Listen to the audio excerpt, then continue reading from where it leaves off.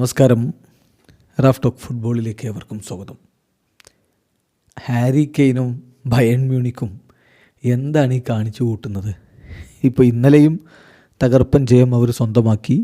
ഏകപക്ഷീയമായ 4 ഗോളിൻ്റെ വിജയമാണ് ഇന്നലെ ബൂണ്ടസ് ലീഗയിൽ അവർ ഹെയ്ഡൻ ഹെയ്മനെതിരെ നേടിയത്.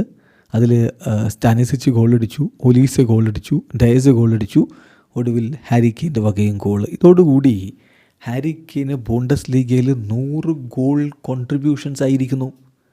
81 ഗോളുകളും 19 അസിസ്റ്റുകളും എന്ന് പറഞ്ഞാൽ ഈ 100 ഗോൾ കോൺട്രിബ്യൂഷനിലേക്ക് എത്താൻ വേണ്ടി ഇംഗ്ലീഷ് സൂപ്പർ താരം എടുത്തത് വെറും 78 മത്സരങ്ങളാണ്.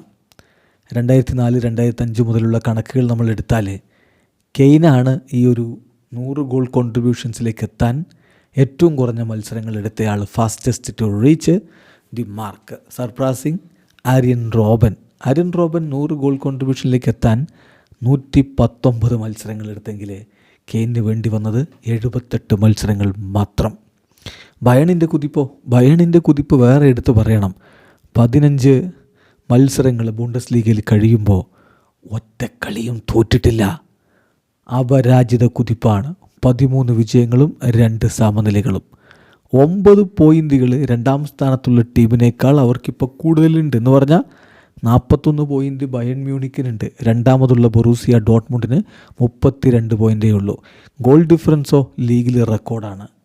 എന്ന് പറഞ്ഞാൽ ലീഗ് ഈ ഒരു ഘട്ടത്തിലെത്തി നിൽക്കുമ്പോൾ